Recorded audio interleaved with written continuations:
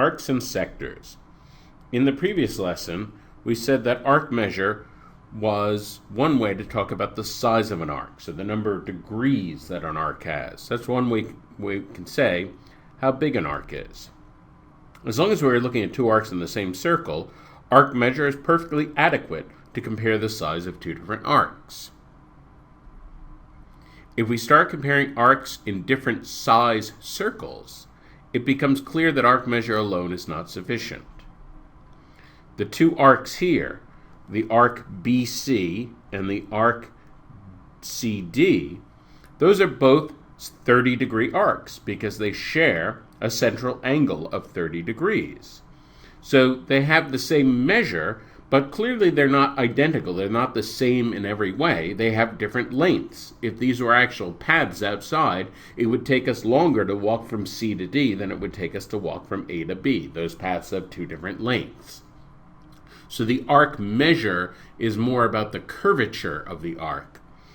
But we also have to consider the length. So then it becomes a question, how do we find the length of an arc?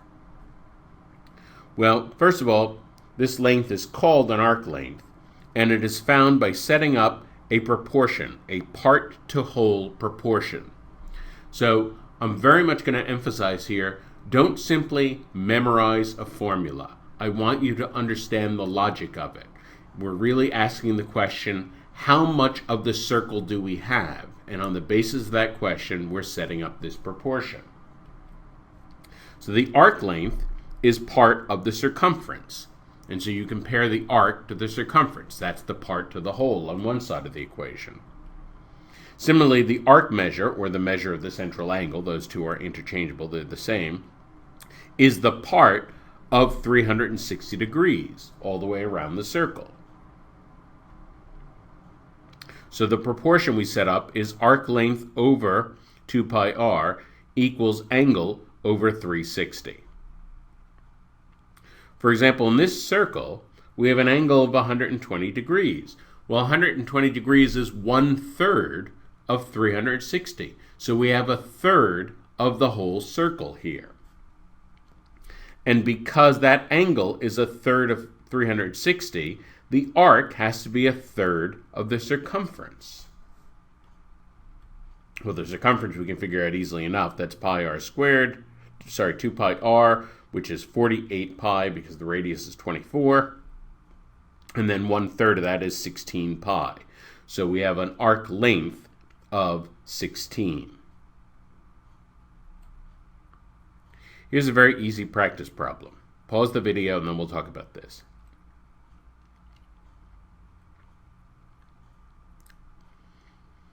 Okay, if the length of the arc is 12 pi, then find the area of the circle.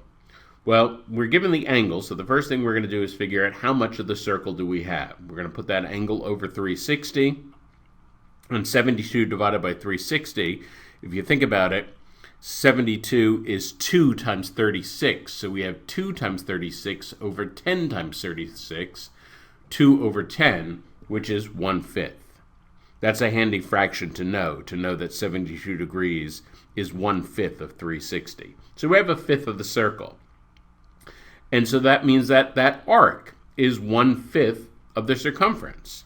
So the circumference must be 5 times that, or 60 pi. And that 60 pi has to equal 2 pi r. Well, here's one of our big circle strategies. Use the information you're given to find the radius. Once you find the radius, you can find everything else you need. So we divide. We get the radius equals 30. Then, of course, the area equals pi r squared equals 900 pi. That is the area of the circle.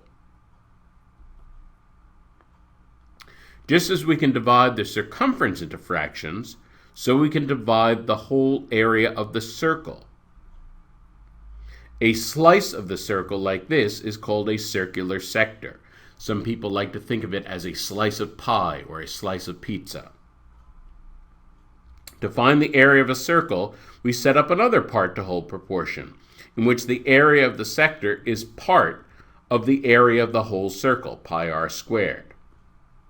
So again, don't simply memorize a formula. think about the logic of this. How much of the circle do we have? We set up the ratio for the angles, the ratio of the areas, and we set them equal. So area of circle over pi r squared would equal the angle over 360. For example, if we're given a 60-degree angle, well, 60 degrees, 60 over 1 over 360, that's obviously 1/6. We're dealing with 1/6 of the circle. Well, if we want that area, the area of the whole circle, of course, is pi r squared. We could write that as pi times 18 times 18. Now, I'm not going to make the mistake of multiplying that out. I'm just going to leave that as 18 times 18 because I'm going to take 1/6 of that. And when I take 1/6 of it, I divide one of those 18s. I divide it down. 18 divided by 6 is 3. So then I just have to really multiply 3 times 18. That's 54 pi. And that is the area of the sector. Here's a practice problem. Pause the video and then we'll talk about this.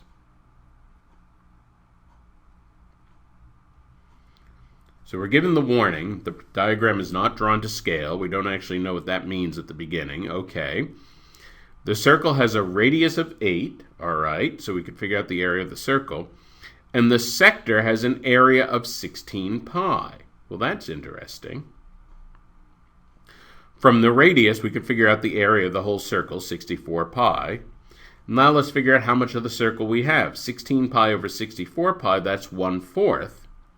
So that means that the angle JOK, that's a 90-degree angle. Okay, so that's where the diagram was fooling us. If that angle were drawn to scale, that would actually be a right angle, JOK. Okay, but now we know that's a right angle. And so now we want the length of arc. Now this is tricky. JLK. So that's not the little arc that runs along the sector. That's the big wraparound arc that starts at J, goes counterclockwise around through L, and arrives at K. So that would be 3/4 of the circle, 3/4 of the circumference. Well, the circumference we can figure out easily enough is 16 pi. 3/4 of that circumference would be 12 pi, and that is the length of that gigantic arc. In summary, we find arc length and area of a sector by setting up part to whole proportions. So we'd say arc length over the circumference, 2 pi r, equals the angle over 360. Again, we're just figuring out how much of the circle do we have on each side of the equation. Or we'd set up a similar ratio, area of the sector over pi r squared, also equals angle over 360. We're figuring out how much of the circle do we have.